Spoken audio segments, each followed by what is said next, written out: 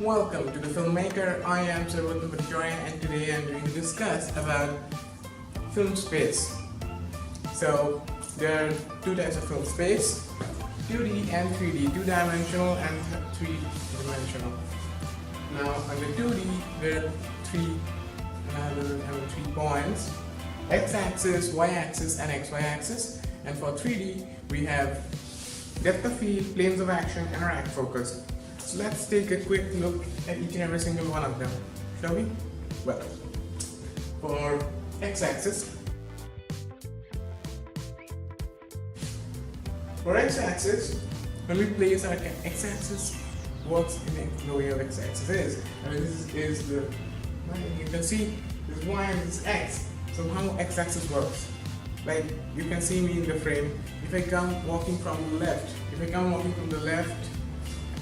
towards the right, if I come walking from the right towards the left, so that is how x-axis functions. Your characters move from left to right. So that's x-axis.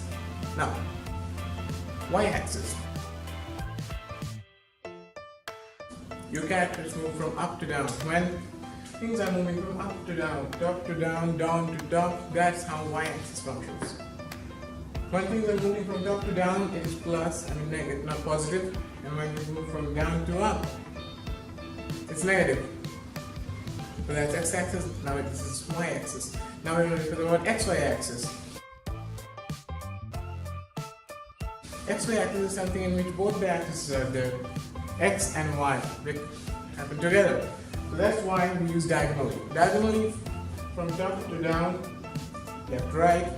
Diagonally from down to top, right to left. The one from top to down is most comfortable, and the one from down to top, right to left diagonally, is more difficult. Now we're going to discuss about the 3D film space. That was what we did with 2D. For 3D film space, we have depth of field. Just imagine, the best way to give an example is what I'm giving right now. Well, imagine depth of field. As you can see me right here, I'm standing at the back. If I come walking right in front of the camera and then I again get back, so the entire distance which I've covered from the background where I'm standing right now to the place where I came right now in front of the camera, that is known as the depth of the field, the distance between the background and the camera. For another example, it would be better if I give, there's a girl standing right in front of the camera, and there's a boy who comes walking right from behind to the girl. Just take for example an event, the boy wants to propose to the girl. He comes walking to her, but he cannot decide what to do. He has a rose in his hand, but he still can't decide. He comes walking from the background to the front of the camera where the girl is standing. He stops at the girl for 2 to 3 seconds. He again takes a new turn and returns back. So the entire distance which the boy has covered, that is known as the depth of field. So I guess that is clear now.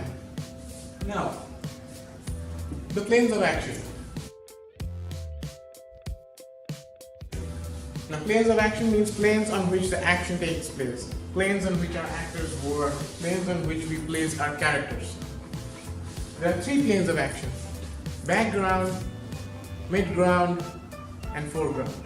Now, let's start with foreground. Foreground is a plane which we get to see right in front of the camera. If I'm standing here now, this is the foreground. The characters which we place in foreground are most powerful. Whatever they decide is final. They are most powerful. They can be negative characters. When I'm standing right now, this is the midground.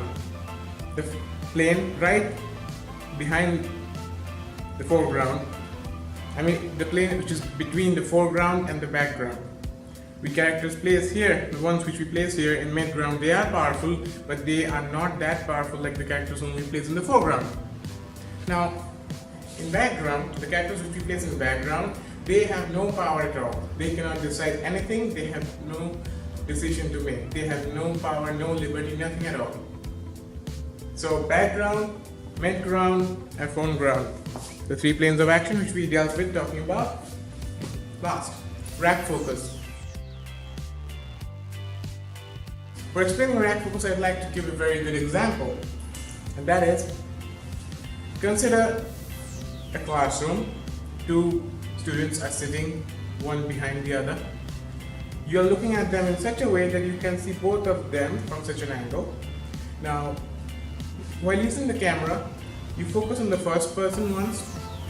At that time, the person sitting behind will be a little blurred and hazy. And again, you pull the focus. It is called focus pulling, when you shift the focus from one subject to another, or from one object to another, or maybe from one prop to another, and so on and so forth.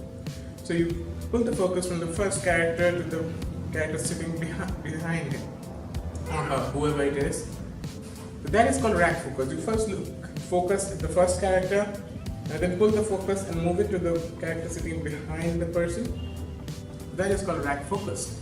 So I hope we have understood properly what these are. So let's just take a quick glance at them. Film space, two types, 2D and 3D. Under 2D there is x-axis, y-axis and xy-axis. And under 3D there is depth of field, planes of action and rack focus.